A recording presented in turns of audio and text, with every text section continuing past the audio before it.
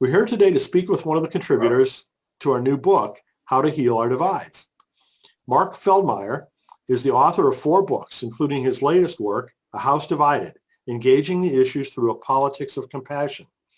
He served on the adjunct faculty at Claremont School of Theology, where he's taught homiletics and has spoken at various conferences throughout the country on topics ranging from preaching, politics, and pop culture. He currently serves as lead pastor at St. Andrew United Methodist Church in Highlands Ranch, Colorado. Mark received his BA in Religious Studies from the University of California, Riverside, and his MDiv from Claremont School of Theology. So, Mark, it's really great to have you participating in this program, and I love the book that you wrote, House Divided. So, thanks so much for joining us.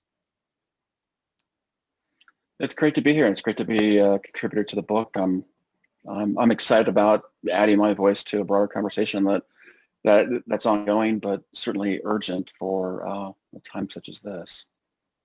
Well, your book, House Divided, was one of the best examples that I've found so far of very practical steps of how to deal with some of these very difficult issues, and particularly within a church environment. So, I really wanted to highlight your book and your work. And so I'm just really glad that, it's going to be part of this program. But before we get to that book, can you tell us just a little bit more about your background and the earlier books that you wrote? Yeah, I'm currently serving St. Andrew Church, United Methodist Church in the South Denver community. And I've been here since 2014. Prior to 2014, I served 2 churches in San Diego County and in Orange County, and native Southern Californian. And so being in Denver is a new and fun experience. I've written a couple of books, my earliest books, both on preaching and homiletics and the emergent themes among, in particular, Generation X, and how to craft and form sermons that speak to the particular themes that Generation X has experienced over the course of their lives. My third book was, the title was You Need to Get Out More, and it was really about the practical aspects of neighboring and the practice of neighboring and hospitality, how to live a hospitable life, one that welcomes the stranger, loves the stranger, rather than fears the stranger. So, and then this fourth book, as you mentioned, House Divided. It's a book that emerged out of my ministry here in Denver, and in particular my preaching ministry, as it related to some of the controversial issues of our times. Yeah, so please tell us a little bit more about how that all occurred and how the book came out of the sermon series, basically.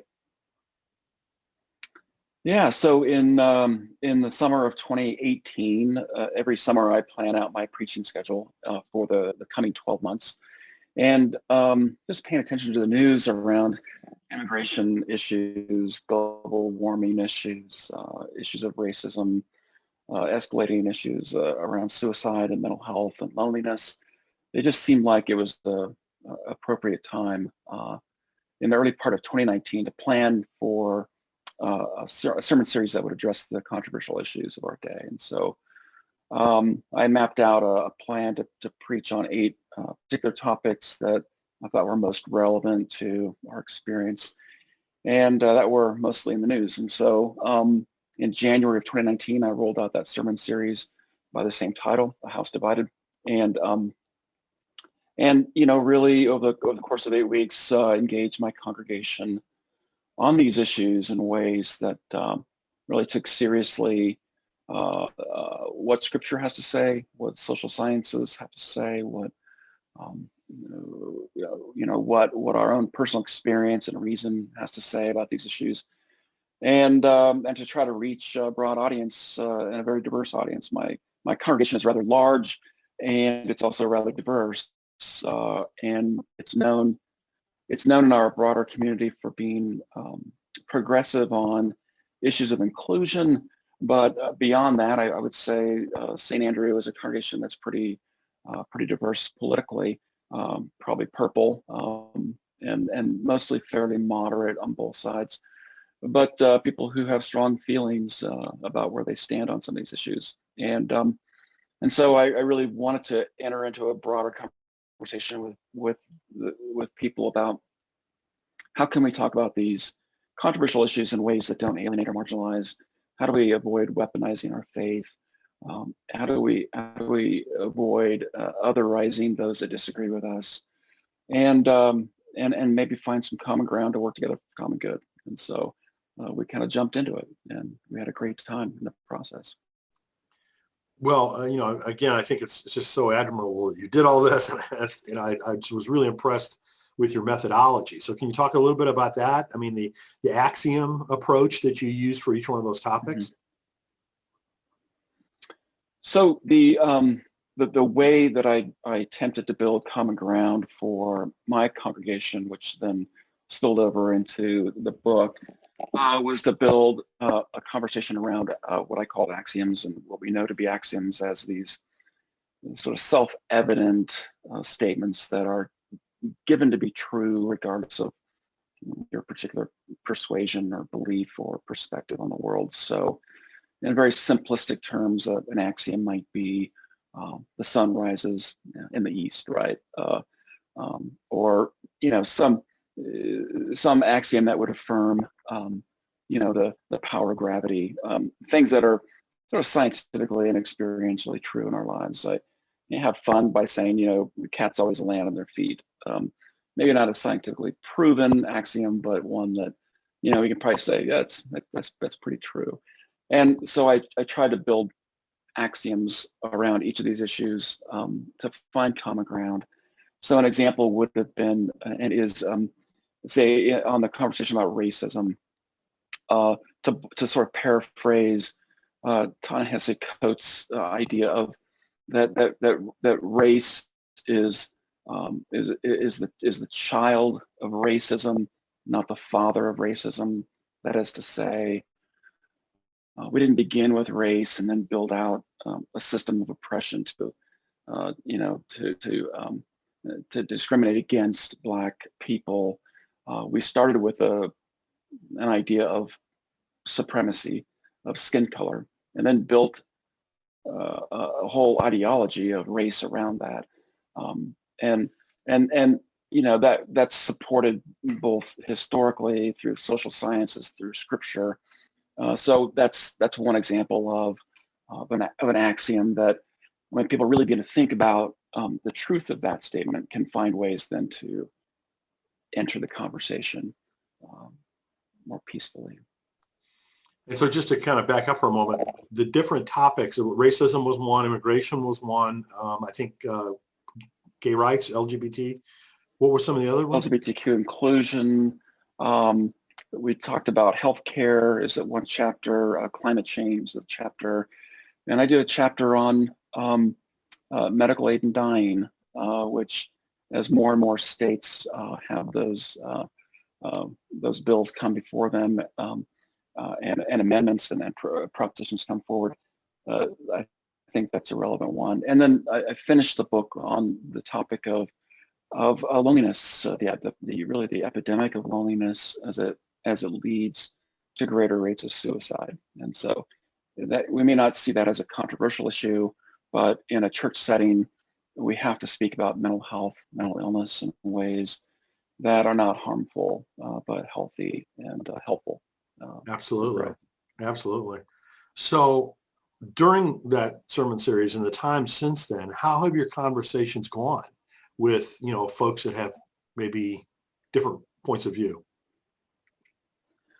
I have had so many people say to me, I know that politically I'm on the other side of the aisle with you, and I came to hear these sermons preached, not knowing quite what to expect, but I walked away feeling like I understood Scripture and a scriptural approach in particular to these issues better. Just a few months ago, I had lunch with one of my members, somebody I greatly respect, and one of our largest benefactors who came on the Sunday, which was the first Sunday of the series on immigration. and and kind of confessed that for the most part that she was mostly in alignment with the current at that time the current administration's policies, and that she left that day from church feeling like she was able to test some of those policies in more helpful ways that helped her grow.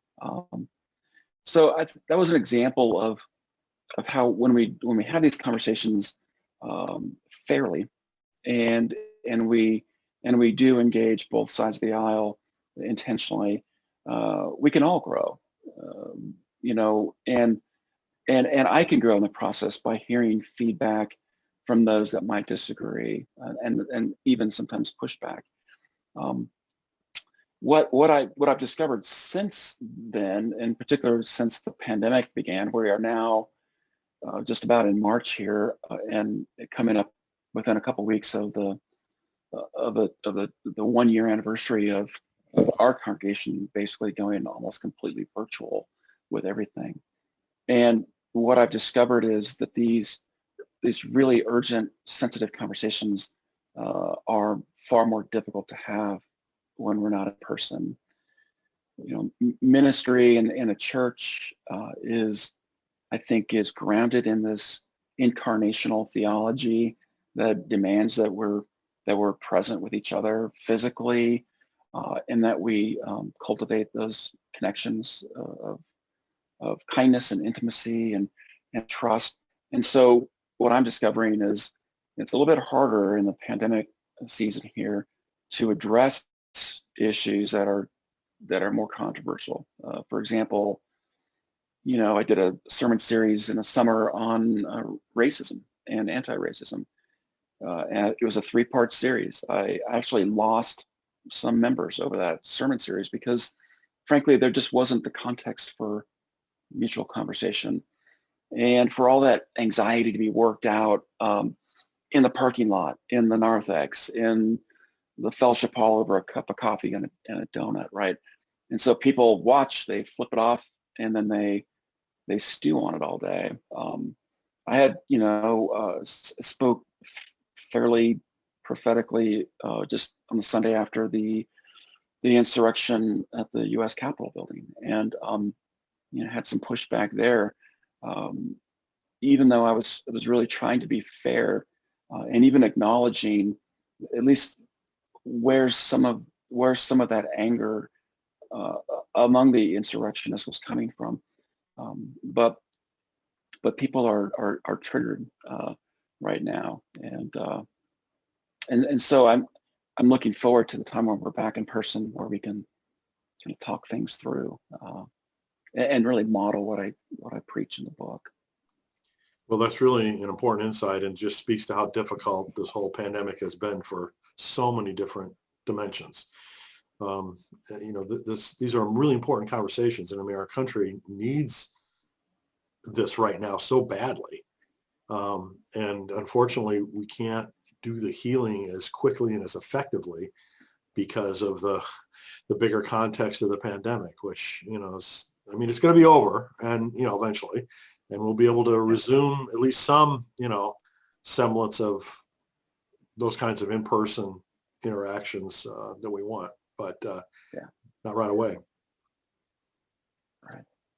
So, you know, again, unfortunately, your book came out shortly before all this happened, which means that it's got to be difficult for other pastors to kind of follow your lead and, you know, kind of take what you had learned and what you've experienced and the great example that you set. But have you heard of any of that happening?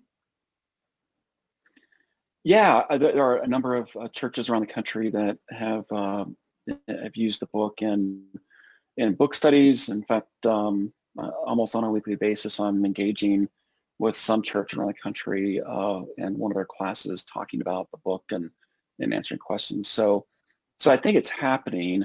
I think, you know, one takeaway is, you know, try not to launch a controversial book in the middle of a pandemic that really requires conversation.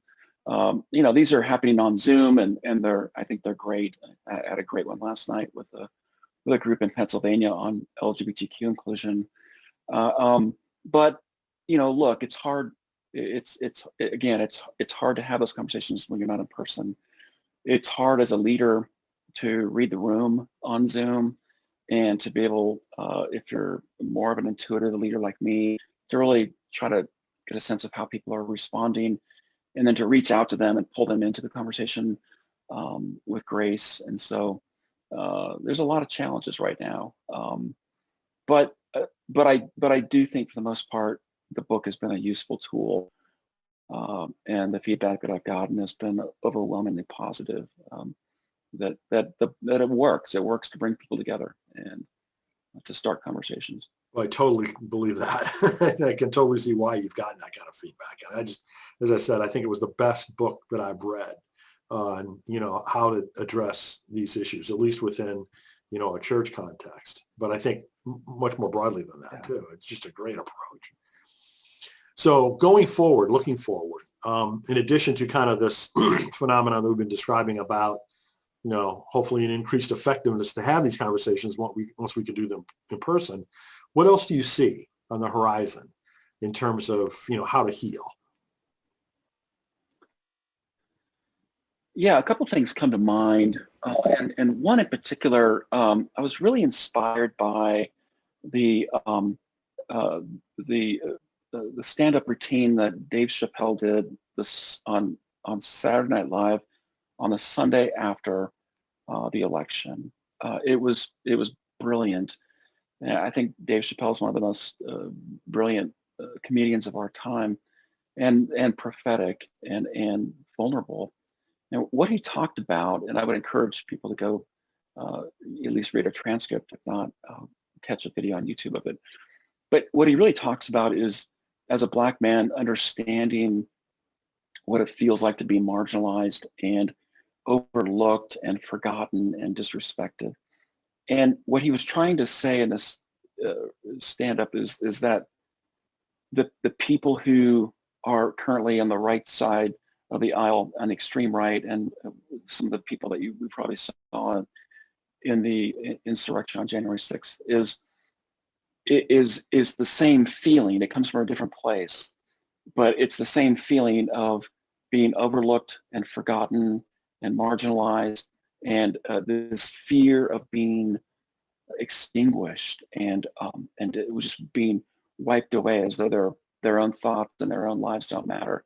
What he talked about was, look, there are people in certain states and certain areas in this country who have been living in a lifetime, a cycle of poverty, of addiction, who are at the edges now and feel like they've got no voice, right? And it's much the same that I think, and what Dave Chappelle was saying was, it's the same thing that people of color feel. It's the same feeling. That is, it comes again. The origin is from a different place. And what he was saying was, if instead of hating each other, we together can collectively hate that shared feeling, we might actually begin to have some peace and unity and some progress in our country. So, that's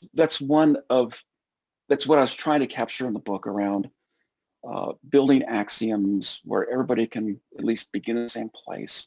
And I thought Chappelle did that as he spoke about the feeling that all Americans have, despite the fact that they're on different sides of the aisle, and we learn to hate the feeling and not the other person. I think too, what I learned is in the sermon series that I preached that led to the book is that the more you can give your people the chance to add their voice to the conversation, and then reflect that voice back to them so that they know that they're heard. What I did that turned out to be wildly successful is I every week I preached a sermon, I did a survey, and I surveyed my congregation on anywhere from 4 to 8 questions on that particular issue. So take immigration, for example. And I would go and I would find some of the more national popular polls on those issues, and they're all out there on the web. And so ABC and Axios and CNN polls, Newsweek, and I would pull from them, 7 or 8 questions that then I would put in a doodle poll, and I would send that out to my congregation on a Wednesday, and I could say, I'm going to get ready to preach on this Sunday. I'd like you to take this survey, finish it by Friday, so that on Sunday I can actually show you where you are as a congregation. What I found over and over again, invariably, is that the 80 to 90% of my people, despite the fact they might be on either side of the aisle, represent a more moderate body of politics. Obviously, some are conservative and some are more progressive, but those extremes that often get the lion's share of our news feeds, and that then we use to sort of characterize and caricature the other, they're really, time and time again, these surveys, less than 10% of the people reflected those extreme views on either side. And so what I could do every week was point people to say, it's not those extremes that should dominate our conversations, or the talking points of the extremes, but to sort of carve those out and let those fall away, and we can have conversations that not that we want to meet in the middle and stay there. That's not what I'm advocating. I don't think there's anything courageous about the middle ground on any of these issues. But if we begin there, then we can be heard. So that was the takeaway. I think too, and I'm still working this out, but I think if we are truly going to heal the divide in our country, we have to look to the generation that's sort of emerging in America currently as young adults. I think that's where our hope is. They're less. They tend to be less polarized and more open to more generous conversations. What I found when I preached the sermon series is we grew by, I don't know, an average of 17% in worship attendance over those 8 weeks compared to the same weeks in the prior year. We had a lot of people showing up to say, what's this preacher going to preach about? And the vast majority of those who were showing up for the first time to hear those sermons reflected a 35 and younger crowd, which suggests that these are the people who really want to engage their faith with politics, see that intersection and how their faith can inform their politics and vice versa in more healthy ways. What I found more and more among our older generations, that's where the pushback was on any particular sermon or the concept of the series in general. Those that came to me and said, I don't want you to preach this, they were typically 75 and over, which says that they're fairly formed in their opinions and maybe not as pliable or malleable. So I want to work that out still and think through that and develop that and see if it plays out. But that's been my experience. Wow, that's actually great to hear. I appreciate all of those insights, Mark. Thank you so much. Well, Mark, I really want to thank you for spending some time with us, and thanks so much for your work in this important area. And as I keep saying, I mean, a House Divided, the book that you wrote, I think is the best one that deals with these issues. And so I really want to help get the word out about that and the future work that you do along these lines. So thanks so much for all of that. Thanks so much for being part of this How to Heal Our Divides project. It's a real pleasure, and I'm looking forward to hearing the insights and reading the insights of others who are part of the project, and really, Brian, grateful for the opportunity to be a part of the conversation. Good. Well, thanks so much. Wonderful. Thank you.